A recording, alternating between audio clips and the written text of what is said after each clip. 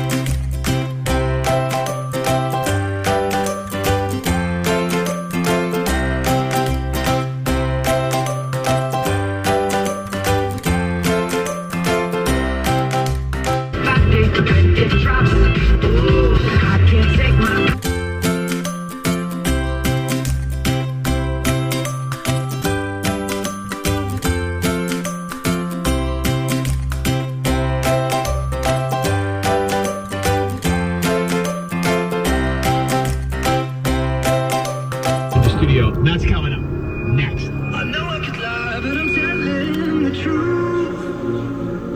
Wherever I go, there's a shadow of you.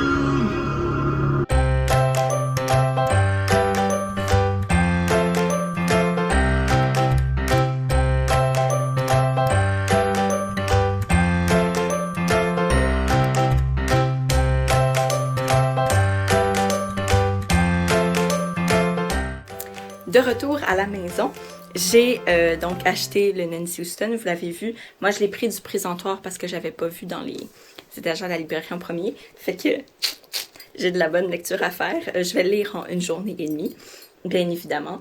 Tiens, puis... Et puis j'ai acheté aussi 2 autres livres parce que c'est pas tous deux des romans, mais je vais vous les montrer dans dans une prochaine vidéo achat là, parce que je garde un peu le suspense quand même. Et puis c'était vraiment cocasse quand j'ai pris mes livres puis je les ai amenés à la caisse parce que la caissière elle a vu mes achats puis elle était comme oh bon choix, oh c'est curieux que t'aies ressorti ça. Même l'autre caissière à côté de la mienne genre était comme oh, j'étais vraiment fière de moi là, j'étais fière que la caissière trouve que je fasse des bons choix. Bref. Ça fait une petite tape dans le dos, là, c'est le fun. Puis là, maintenant, il faut que je me dépêche, il faut que je me rhabille parce que je m'en vais rejoindre une amie pour l'aider à choisir ses lunettes. Et ensuite, je m'en vais au musée. Et puis, demain, je rencontre Nancy Houston. C'est genre un merveilleux 2 jours que je vais passer à partir de ce matin. D'ici là, j'espère que j'ai avoir terminé ma lecture, hein, parce que, tu sais, c'est quand même pas si petit, sauf que c'est écrit gros. Quand même, un peu.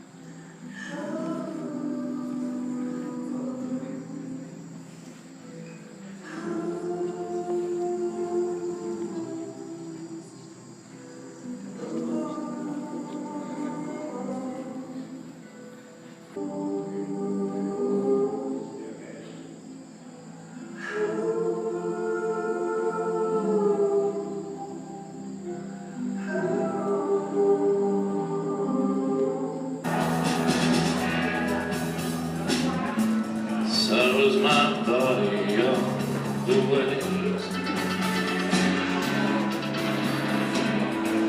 Sorrow's a girl inside my head. Je suis en train de lire mon Nancy Houston, qui est juste ici. J'ai commencé à peu près au milieu du livre. J'ai pas commencé en ordre parce que comme je sais que finalement je pourrais pas le lire au complet avant d'aller à la rencontre, j'ai décidé de commencer par les bouts qui, au premier coup d'œil, m'intéresseraient superficiellement. J'ai lu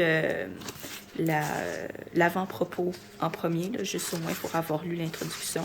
Puis là, maintenant, je suis dans mes premières pages, à la page 91. Et puis là, je suis en train de lire le carnet, le 2e carnet, Se prostituer et materner. Et c'est vraiment intéressant. J'ai déjà appris beaucoup de choses. J'ai vu des références à Balzac, à Baudelaire, qui ne sont pas explicitées, mais qui sont très claires. Fait que facile de se sentir valorisé comme lecteur dans notre intelligence quand on voit des références faciles comme ça.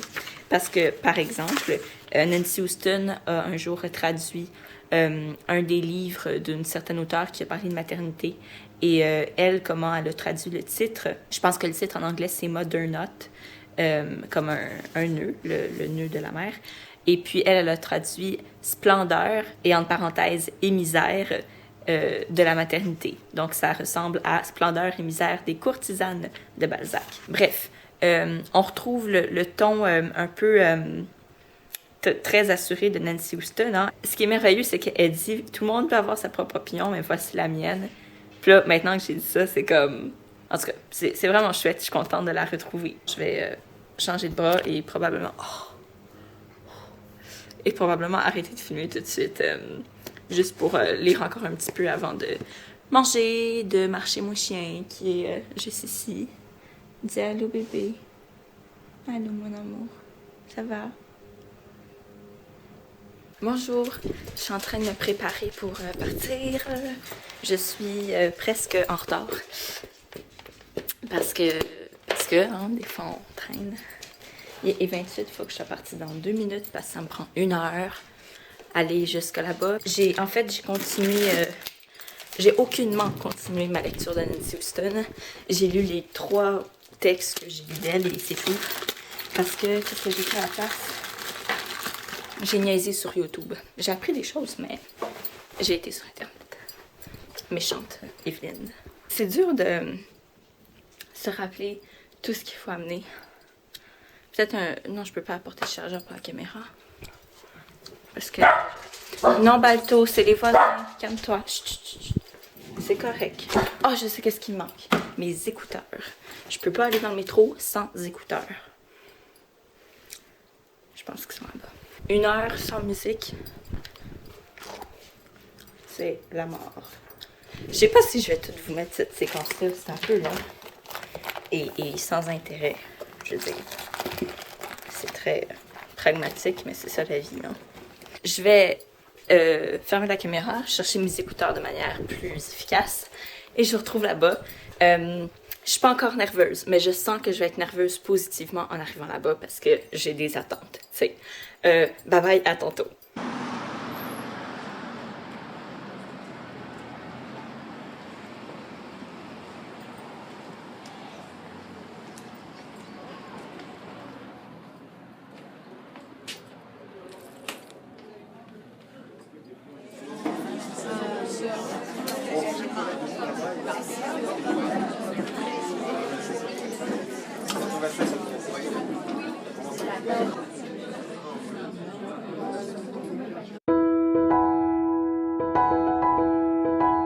Bonjour, fait que je suis déjà dans mon lit. Ça a très bien été. Puis après la conférence de Nancy Houston, on est allé souper dans un restaurant vraiment très traditionnel et fast-food. Il y avait des trios, un hamburger, un hot dog et une poutine à seulement 6 $. Puis c'était très bon. Mais j'étais fatiguée.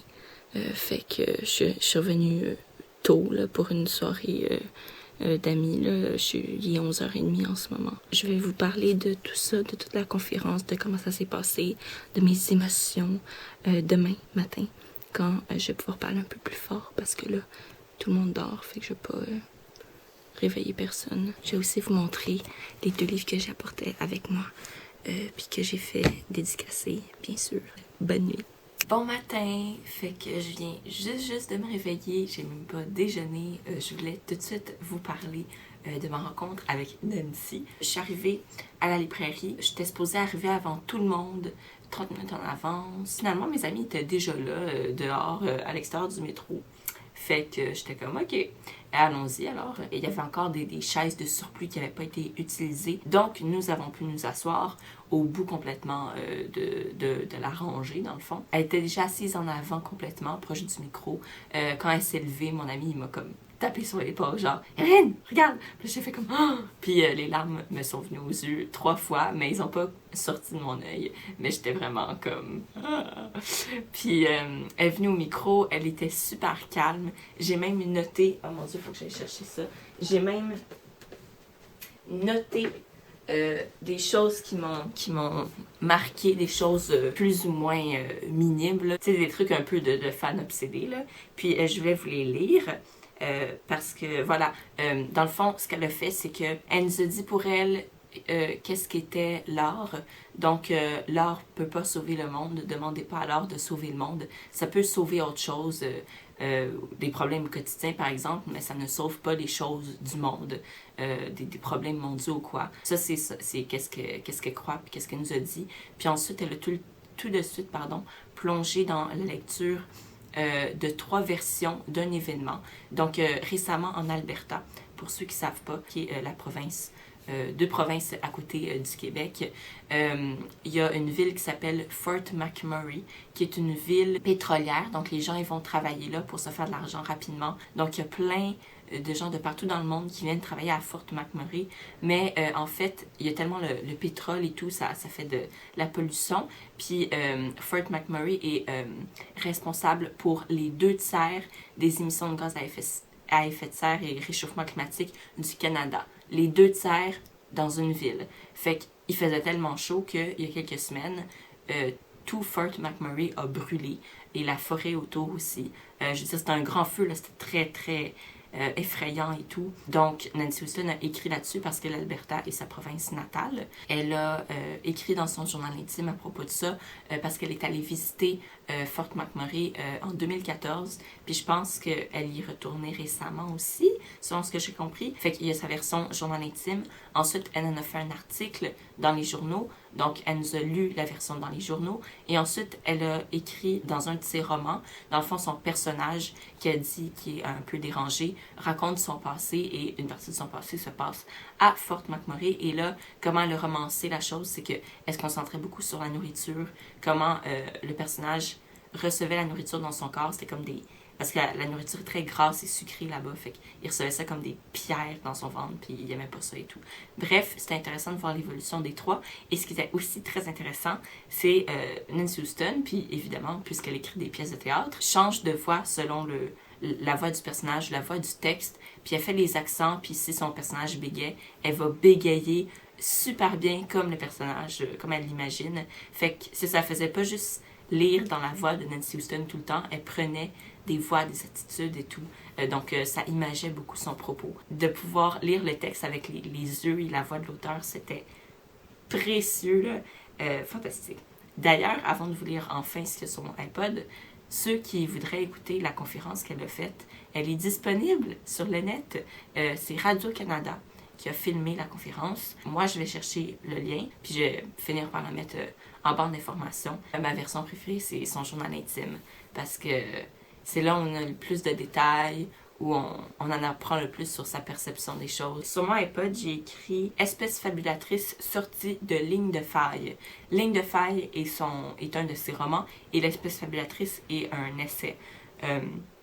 Puis elle disait que la plupart, ou ça semblait être tous ses essais, ressortiraient d'une thématique dans un roman qu'elle a écrit précédemment, comme juste avant. Fait que comment qu'elle fonctionne, c'est elle écrit un roman, puis là, après c'est un essai qui sort sur un des sujets qu'il y avait dans le roman. L'espèce fabulatrice que j'adore, qui est comme un de mes romans, vous savez, ben lui, il sort de Ligne de faille. Ensuite, j'ai écrit fiction, le terme, et il dit en anglais dans sa bouche. Donc, ouais, elle va dire, j'ai commencé par écrire de la non-fiction et maintenant j'écris de la fiction. Donc, c'est comme ça qu'elle parlait. Et la dernière chose que j'ai écrite, Les racines du ciel, Gary, premier roman écologique. On parle des éléphants dont on a coupé les cornes, genre vraiment beaucoup, puis c'est mal. Puis Gary dénonce ça dans son livre qui paraît-il est très beau. Mais les gens, les journaux, les critiques n'ont jamais mentionné cette alerte écologique et environnementale dans le livre. Voilà.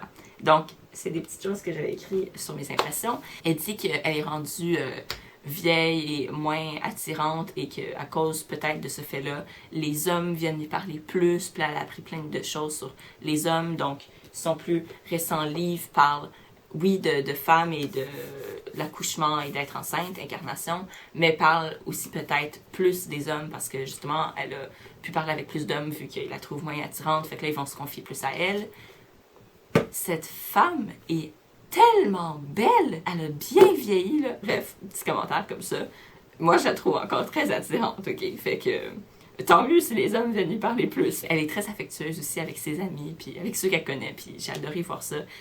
À chaque fois qu'elle parlait de son copain, elle disait « Mon grand amour Guy, peintre suisse ». Fait qu'elle disait toujours comme son statut à côté. C'était très... tu sais, c'est quasiment intime, t'as l'impression d'être intrusive, là, parce que justement, elle utilise des mots très symboliques, là. J'ai écouté la conférence. Ensuite, c'était la période des dédicaces. Mes mains étaient moites. C'est touchy, une dédicace, parce que tu veux avoir un contact, une mini-conversation avec l'auteur, mais tu peux pas prendre trop de temps parce que, comme, il faut respecter les autres qui attendent aussi. Finalement, ça s'est bien passé. Je suis arrivée, puis c'est vraiment cocasse parce que elle répondait à mes commentaires comme si elle parlait avec moi d'un autre livre qu'elle avait pas écrit. Fait que là, elle disait « Oui, c'est violent, hein? Oui, oui. » Puis je suis comme « Mais tu sais, on parle de ton livre. » Mais fait que j'ai vraiment aimé qu'elle parle comme ça.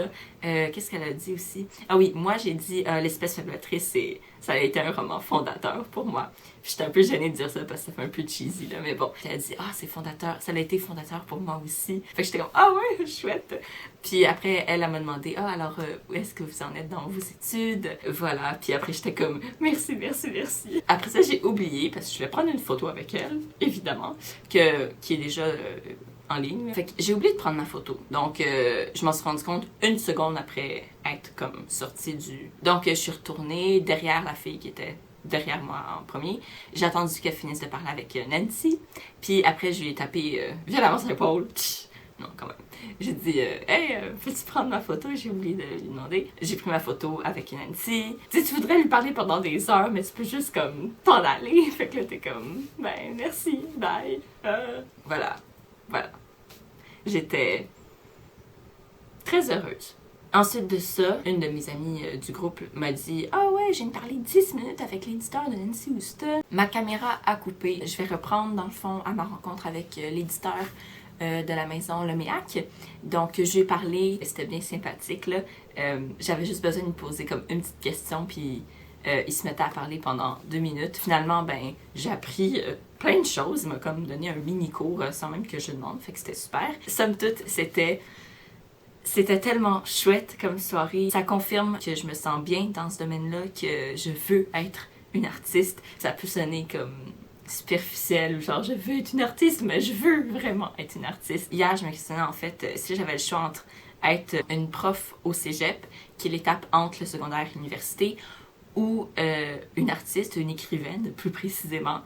Définitivement, j'irais dans le milieu artistique puis je serais pas prof. J'adore enseigner, là. Je sais que c'est dans mes veines d'enseigner, mais entre les deux, là, clairement, j'aimerais créer puis faire des collaborations entre artistes puis réfléchir. D'être en contact avec ce monde-là, ça me stimule à chaque fois, ça me motive, puis je me sens bien. Je sais que je vous ai pas encore montré les livres dédicacés, inquiétez-vous pas. Je vais vous présenter maintenant mes livres dédicacés. J'en ai apporté 2. J'ai apporté évidemment L'Espèce fabulatrice, et avec sa plus récente publication que j'ai pu m'acheter gratuitement à la librairie grâce à une carte cadeau.